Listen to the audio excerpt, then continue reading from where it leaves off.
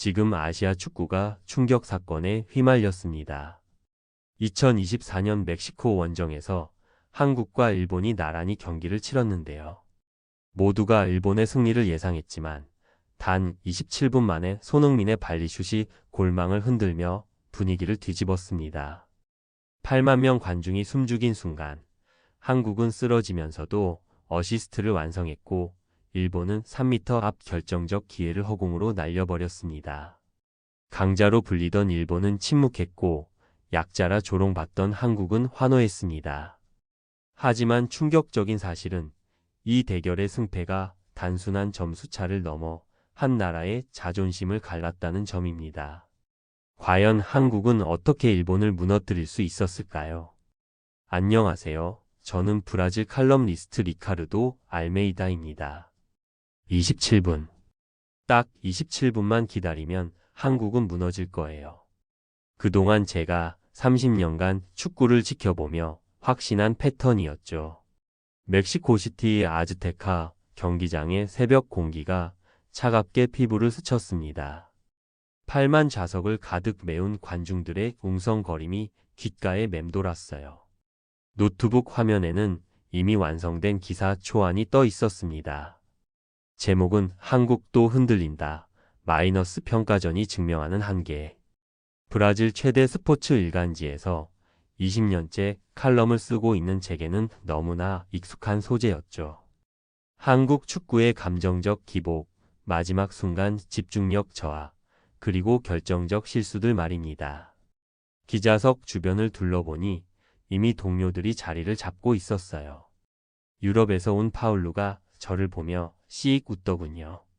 그의 표정에서 이미 예상되는 결과에 대한 확신이 읽혔습니다. 저 역시 마찬가지였죠. 5년 전 한국 투자펀드에서 300만 달러를 잃었던 기억이 떠올랐어요. 그때도 한국인들은 감정에 휘둘려 마지막 순간 잘못된 판단을 내렸었습니다. 축구도 다르지 않을 거라는 게 제 생각이었죠. 손목시계를 확인했습니다. 킥오프까지 15분. 멕시코와 한국의 평가전이 곧 시작될 예정이었어요. 일본은 내일 같은 장소에서 브라질과 경기를 갖습니다. 두 경기의 결과를 비교 분석한 칼럼을 쓰는 게 이번 출장의 목적이었죠. 기사 초안을 다시 후어봤습니다. 한국은 항상 27분을 넘기지 못한다. 집중력이 흐트러지고 수비 라인이 무너지며 결국 실점으로 이어진다. 지난 10경기 분석 데이터가 이를 뒷받침했어요. 관중석에서 태극기가 펄럭이는 모습이 보였습니다. 멀리서 온 한국 팬들의 열정만큼은 인정해야겠죠. 하지만 열정만으로는 축구를 이길 수 없다는 게 제 지론이었어요. 파울루가 제 어깨를 두드리며 속삭였습니다. 리카르도, 오늘 또 좋은 소재 생기겠는데? 저는 고개를 끄덕였습니다. 30년간 쌓아온 안목을 믿고 있었거든요. 노트북을 덮고 경기장을 바라봤어요. 조명이 켜지면서 피치가 환하게 빛났습니다. 곧 제 예상이 현실이 될 순간이 다가오고 있었죠. 파울루가 기자석에 자리를 잡으며 큰 소리로 웃었습니다. 유럽 축구 전문 매체에서 온 그는 항상 아시아 축구를 깔보는 발언으로 유명했죠. 리카르도, 자네도 한국 경기 보러 왔나? 그의 목소리에는 조롱이 섞여 있었어요. 2002년 월드컵 이후로 한국이 뭘 보여줬지? 홈 어드밴티지 없으면 아무것도 못하는 팀 아닌가. 주변에 앉은 기자들이 고개를 돌렸습니다. 스페인 마르카 기자, 독일 빌트 특파원, 그리고 프랑스 레키프 칼럼니스트까지. 모두 파울루의 말에 관심을 보이더군요. 저는 노트북 화면을 응시하며 대답했어요. 그래서 여기 온 거 아닌가. 확실한 근거를 잡으려고 말이야.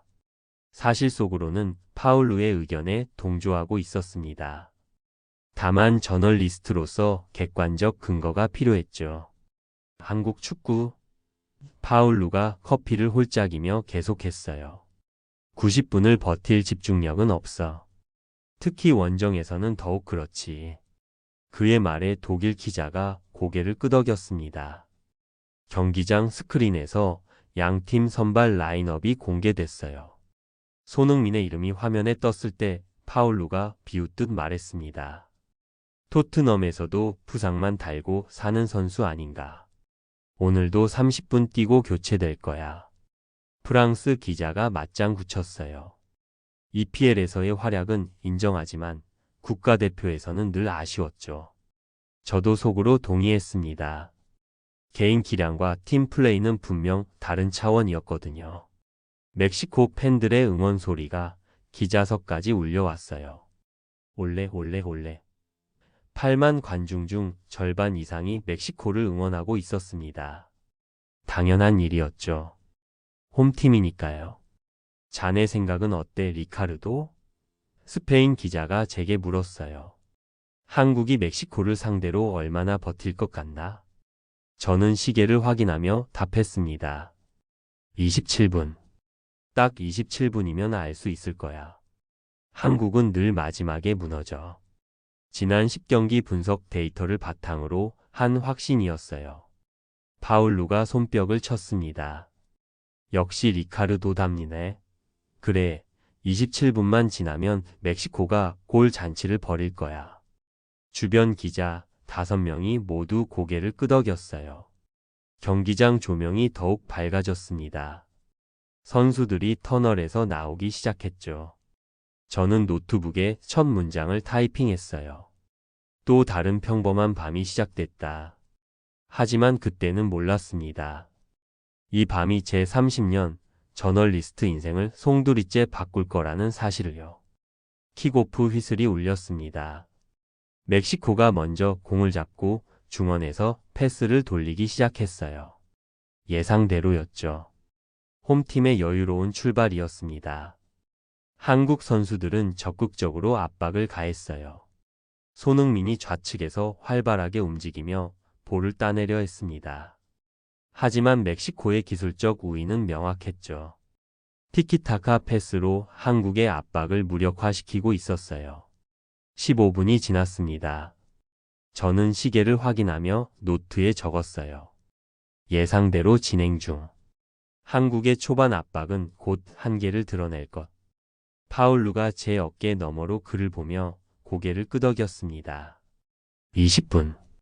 멕시코가 첫 번째 결정적 기회를 만들었어요. 우측 측면에서 올린 크로스가 골대 앞까지 날아왔습니다. 다행히 한국 골키퍼가 펀칭으로 걷어냈죠. 하지만 위험한 순간이었어요. 시작됐네. 파울루가 중얼거렸습니다. 저도 같은 생각이었어요. 한국의 집중력이 흔들리기 시작한 거죠. 25분. 드디어 그 순간이 왔습니다. 멕시코가 코너킥을 얻었어요. 경기장 분위기가 고조됐습니다. 8만 관중이 일제히 일어서서 박수를 쳤죠. 골, 골, 골. 멕시코 팬들의 함성이 하늘을 찔렀어요. 키커가 오른발로 공을 차 올렸습니다. 공이 포물선을 그리며 골대 앞으로 날아갔어요. 순간 골대 앞이 아수라장이 됐습니다. 양팀 선수들이 뒤엉키며 공중볼을 따내려 했죠. 그런데 그때였어요. 공이 골대에서 튕겨 나왔습니다. 페널티 박스 바깥쪽으로 떨어지는 공을 향해 한 선수가 달려들었어요. 바로 손흥민이었습니다. 27분. 제가 예상했던 정확히 그 시간이었어요. 하지만 무너진 건 한국이 아니었습니다. 손흥민이 오른발로 발리슛을 때렸어요. 공이 공중에서 완벽한 궤도를 그리며 골대 상단 구석으로 빨려 들어갔습니다. 골망이 크게 흔들렸죠. 순간 경기장이 정적에 휩싸였어요. 그리고 터졌습니다. 한국 팬들의 환호성이 밤하늘을 가득 메웠습니다. 대한민국, 대한민국. 태극기가 관중석 곳곳에서 펄럭였어요. 저는 넋을 놓고 골망을 바라봤습니다. 공이 아직도 그물에 걸려 흔들리고 있었어요. 믿을 수 없는 광경이었죠. 27분에 무너질 거라던 제 예상이 완전히 빗나간 순간이었습니다. 파울루의 얼굴이 굳어졌어요. 주변 기자들도 말을 잃었습니다. 저는 황급히 노트에 적었어요. 27분 손흥민 발리골. 예상과 정반대. 손이 떨리고 있었습니다. 우연. 그래, 우연일 거야. 제 입에서 나온 첫 반응이었어요. 하지만 마음 한구석에서는 다른 목소리가 속삭이고 있었습니다. 정말 우연일까요?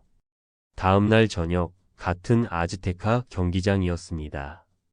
일본과 브라질의 평가전이 시작되려 하고 있었어요. 어제의 충격에서 아직 완전히 벗어나지 못한 채 저는 기자석에 앉아 있었습니다. 파울루가 제 옆에 앉으며 말했어요. 어제는 정말 운이 좋았던 거야. 오늘 일본 경기를 보면 아시아 축구의 한계를 확실히 알 수 있을 거야. 그의 목소리에는 여전히 확신이 담겨 있었습니다. 일본 선발 라인업이 발표됐어요. EPL과 분데스리가에서 활약하는 선수들로 가득했습니다. 객관적으로 봤을 때 한국보다 개인 기량이 뛰어난 선수들이었죠. 브라질을 상대로도 충분히 경쟁할 만한 전력이었어요. 일본은 달라. 독일 기자가 말했습니다. 조직력이 뛰어나고 개인 기량도 검증됐어. 어제 한국과는 차원이 다르지. 저도 속으로 동의했어요. 일본의 축구는 분명 더 체계적이었거든요. 전반 20분까지는 예상대로 흘러갔습니다. 일본이 브라질을 상대로 선전하고 있었어요. 중원에서의 볼 경합도 대등했고 몇 차례 위험한 상황도 만들어냈습니다. 파울루가 제게 속삭였어요. 봐, 이게 진짜 아시아 축구의 수준이야. 그런데 25분 상황이 바뀌었습니다. 브라질이 선제골을 터뜨린 거예요. 네이마르의 환상적인 개인기로 만들어낸 골이었습니다. 일본 수비진이 완전히 농락당했죠. 관중석의 분위기가 달아올랐어요. 브라질 팬들의 삼바 리듬이 경기장을 뒤덮었습니다. 일본 선수들의 표정이 굳어지기 시작했어요. 30분. 브라질이 추가골 기회를 만들었습니다. 코너킥 상황이었어요. 어제와 똑같은 상황이었죠. 저는 무의식 중에 시계를 확인했습니다. 손흥민의 발리골이 떠올랐어요. 코너킥이 올라왔습니다. 일본 골키퍼가 펀칭으로 공을 걷어냈어요. 공이 페널티 박스 바로 앞, 정확히 어제 손흥민이 서 있던 위치로 떨어졌습니다.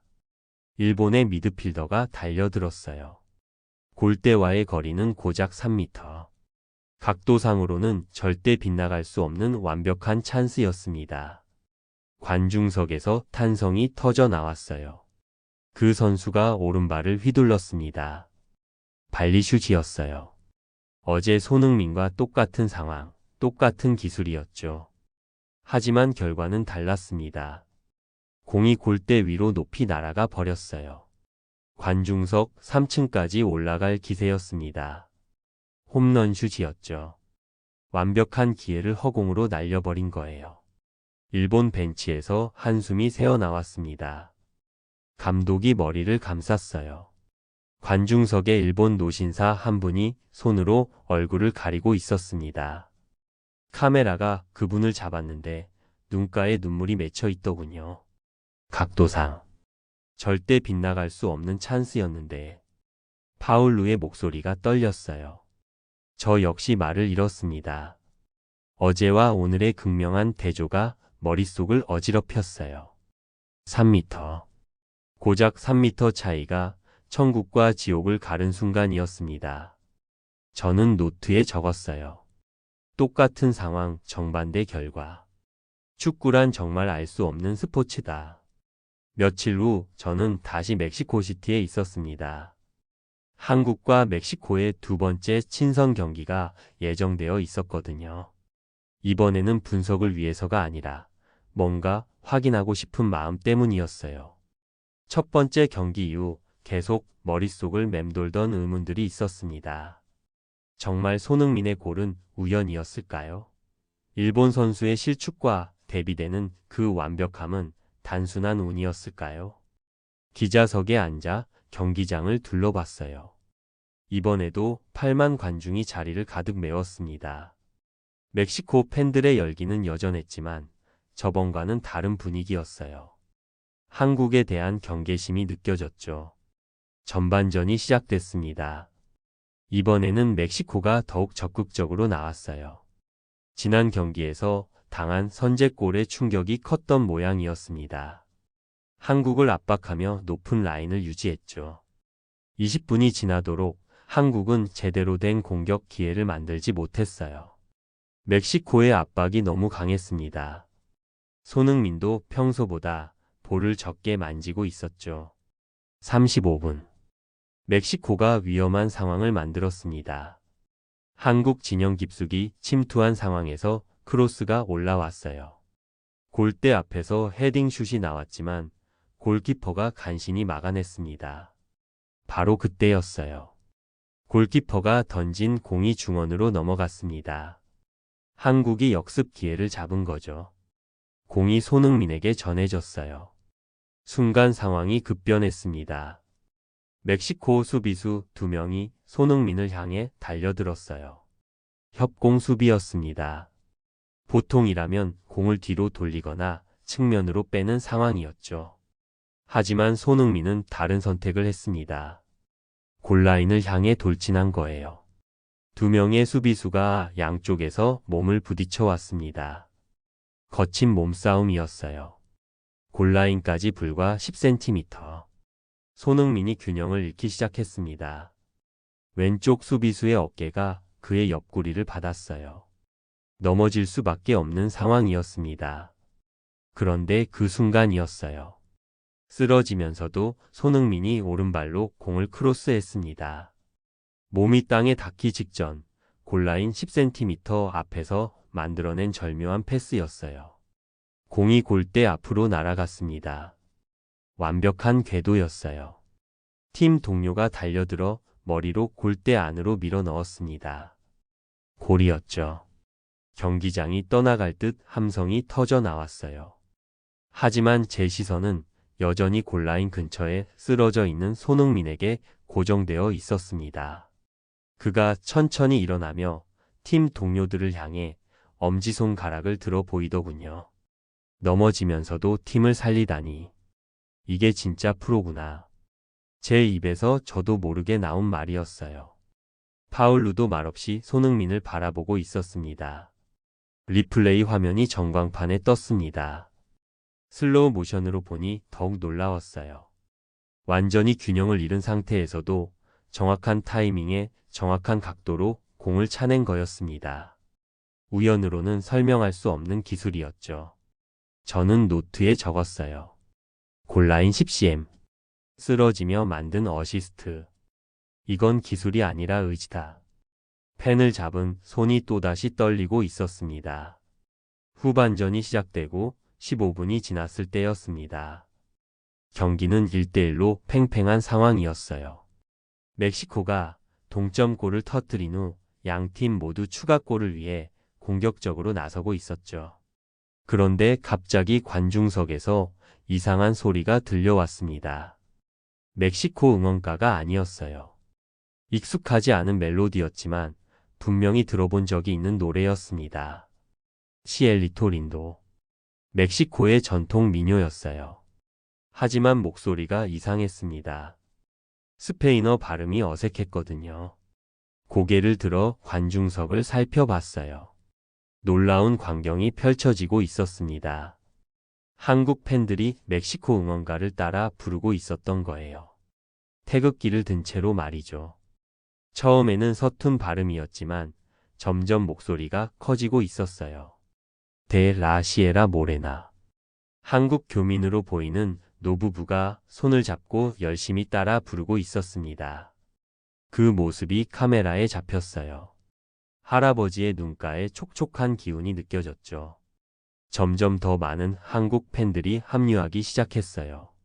스마트폰으로 가사를 찾아보며 따라 부르는 젊은 유학생들도 보였습니다. 어색한 스페인어였지만 그들의 진심은 충분히 전해졌어요. 멕시코 팬들이 고개를 돌리기 시작했습니다. 처음에는 당황스러운 표정이었어요. 자신들의 노래를 상대팀 팬들이 부르고 있으니까요. 하지만 곧 표정이 바뀌었습니다. 바이안도 데시엘로. 이제는 관중석 절반이 함께 부르고 있었어요. 8만 관중 중 4만 명이 하나의 노래를 합창하고 있는 거였습니다. 한국 팬들의 서투른 스페인어와 멕시코 팬들의 유창한 발음이 어우러졌어요. 경기장 분위기가 완전히 바뀌었습니다. 대립이 아니라 화합이었어요. 경쟁이 아니라 존중이었죠. 선수들도 이 상황을 느꼈는지 플레이가 한결 부드러워졌어요. 파울루가 제 팔을 잡았습니다. 리카르도 저건 뭐야? 저런 일이 가능한 거야? 그의 목소리에는 당황스러움이 섞여 있었어요. 30년 축구를 봐온 저 역시 처음 보는 광경이었거든요. 멕시코 아버지가 옆에 앉은 어린 아들에게 뭔가 설명하고 있었어요. 아이가 한국 팬들을 바라보며 신기해하는 표정이었죠. 그 아버지가 아들의 어깨를 두드리며 말하는 모습이 보였어요. 아마 저런 게 진짜 스포츠맨십이라고 설명하고 있는 것 같았습니다. 브라질에서 온 젊은 유학생 한 명이 일어서서 박수를 쳤어요. 곧 다른 중남미 팬들도 기립박수를 보내기 시작했습니다. 이제는 경기가 아니라 합창이 메인 이벤트가 된 상황이었어요. 이건 단순한 응원이 아니라 존중의 합창이야. 제 입에서 나온 말이었어요. 노트에 그 문장을 적으며 펜이 멈췄습니다. 30년간 축구장에서 본 것들이 주마등처럼 지나갔어요. 언제부터 축구가 이렇게 아름다웠던가요?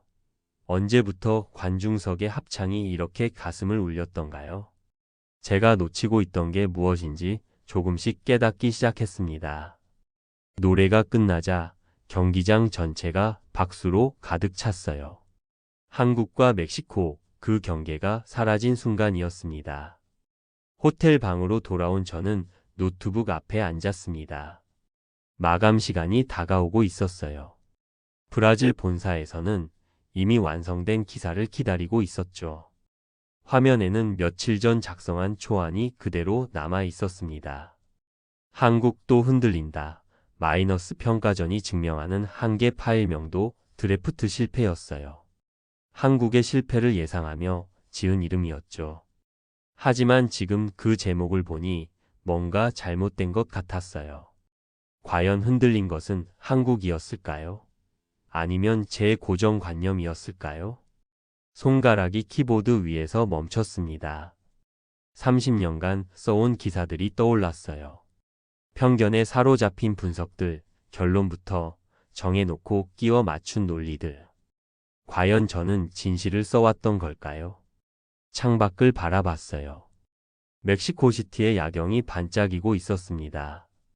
몇 시간 전까지만 해도 8만 명이 하나의 노래를 합창했던 그 도시였어요. 국경과 편견을 넘어선 아름다운 순간이었죠. 휴대폰이 울렸습니다. 편집장에게서 온 메시지였어요. 리카르도, 기사는 언제 보내나? 내일 아침 조간에 실어야 해. 압박이 들어오고 있었습니다. 다시 화면으로 돌아갔어요. 기존 기사를 읽어 내려가며 하나씩 지워나가기 시작했습니다. 한국의 감정적 기복, 마지막 순간 집중력 저하, 결정적 실수들. 모두 제 편견이 만들어낸 문장들이었어요. 새로운 문장을 타이핑하기 시작했습니다. 나는 틀렸다. 첫 문장이었어요. 30년 저널리스트 생활에서 이런 고백으로 시작하는 기사를 써본 적이 없었죠. 손이 떨렸습니다. 브라질 최대 스포츠 일간지에서 20년째 칼럼을 쓰고 있는 제가 공개적으로 제 판단 착오를 인정하는 거였어요. 경력에 타격이 있을 수도 있었습니다. 하지만 계속 썼어요. 27분에 무너질 거라 예상했던 한국은 오히려 예술적 발리골로 앞서갔다. 3m 거리에서 확실한 골을 넣을 거라 생각했던 일본은 허공으로 날려버렸다. 골라인 10cm에서 쓰러지며 만든 어시스트는 기술이 아니라 의지였다. 파일명을 바꿨어요. 드래프트 실패에서 진실을 고백하다로. 실패를 다루는 기사가 아니라 진실을 고백하는 칼럼으로 바뀐 거였습니다. 8만 관중이 하나의 노래를 부르는 광경을 보며 깨달았다. 축구는 승부를 넘어선 무언가가 있다는 것을. 존중과 겸손이야말로 진정한 강함이라는 것을. 편집장에게 전화를 걸었어요. 기사 방향을 바꿔야 할 것 같습니다. 수화기 너머로 당황스러운 목소리가 들렸죠. 리카르도, 무슨 소리야? 마감이 얼마 남지 않았어. 30년 펜을 잡고도 오늘 처음 진실을 적는 것 같습니다. 제 목소리에는 확신이 담겨 있었어요. 독자들이 봐야 할 건 한국의 실패가 아니라 제 편견의 몰락입니다. 전화를 끊고 다시 키보드에 손을 올렸어요. 두려웠지만 용기를 냈습니다. 진실은 때로는 아프지만 그래야만 성장할 수 있다는 걸 알았거든요. 마지막 문장을 썼습니다. 이 칼럼이 나의 30년 편견에 대한 사과이자 새로운 시작의 다짐이다. 저장 버튼을 눌렀어요. 제 인생에서 가장 용기 있는 클릭이었습니다. 기사를 전송한 후 잠들지 못하고 있었습니다. 새벽 3시 멕시코시티는 고요했지만 제 마음은 여전히 요동치고 있었어요. 30년 만에 처음 쓴 고백의 칼럼이 어떤 반응을 불러올지 걱정되었습니다. 아침이 되어 호텔 로비로 내려갔어요. TV에서는 어제 경기 하이라이트가 나오고 있었습니다. 손흥민의 발리골, 쓰러지며 만든 어시스트, 그리고 8만 관중의 합창 장면이 반복 재생되고 있었죠. 현지 기자가 손흥민을 인터뷰하는 모습이 화면에 나왔어요. 이번 경기에서 보여준 플레이에 대해 어떻게 생각하시나요? 그 질문이 스페인어로 나왔고 통역을 거쳐 손흥민에게 전달됐습니다. 손흥민이 겸손한 미소를 지으며 대답했어요. 오늘의 골은 제 것이 아니라 11명 합작입니다. 그의 목소리에는 진심이 담겨 있었습니다. 동료들이 만들어준 기회를 제가 마무리한 것뿐이에요. 기자가 추가 질문을 했습니다. 관중들의 합창을 보고 어떤 기분이었나요? 손흥민의 눈가에 촉촉함이 스며들었어요. 정말 감동적이었습니다. 그가 잠시 말을 멈추고 생각에 잠겼어요. 축구는 경쟁이지만 동시에 소통이기도 하죠. 오늘 관중석에서 일어난 일이 바로 그런 거라고 생각합니다. 카메라가 그의 얼굴을 클로즈업했습니다. 축구는 기술보다 마음입니다. 그 마음이 국경을 넘어 우리를 잇습니다. 손흥민의 마지막 말이었어요. 제 가슴이 뭉클해졌습니다. 30년간 축구를 분석하면서도 놓쳤던 가장 중요한 부분을 그가 한 문장으로 정리해준 거였어요. 휴대폰이 울렸습니다. 브라질 본사 편집장이었어요. 리카르도, 내 기사 반응이 대단해. 온라인 조회수가 평소의 10배야. 의외의 반응이었습니다. 독자들 댓글도 봐. 30년 기자가 이렇게 솔직할 수 있다니 편견을 인정하는 용기의 박수를 이런 기사를 기다렸다. 모두 긍정적이야. 전화를 끊고 노트북을 켰어요.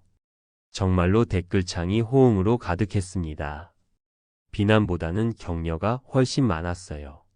진실을 말하는 용기에 대한 공감이었죠. 파울루에게서도 메시지가 왔습니다. 리카르도, 내 칼럼을 봤어. 나도 반성하게 되는군. 우리가 놓치고 있던 게 많았나 봐. 그 역시 변화의 신호를 보내고 있었어요. TV에서 손흥민의 인터뷰가 끝나고 있었습니다. 그의 마지막 미소가 화면에 남아 있었어요. 겸손하지만 자신감 있는, 승리했지만 교만하지 않은 그 표정 말이에요. 창밖으로 멕시코시티의 아침 풍경이 보였습니다. 어제와 같은 도시지만 제게는 완전히 다르게 느껴졌어요. 편견이라는 색안경을 벗고 나니 모든 것이 새롭게 보였습니다. 노트에 마지막 문장을 적었어요. 손흥민이 보여준 건 기술이 아니라 철학이었다. 축구를 넘어선 삶의 자세였다. 그리고 나는 비로소 진짜 축구를 보기 시작했다. 30년 만에 처음으로 제대로 된 축구 기사를 썼다는 뿌듯함이 들었어요.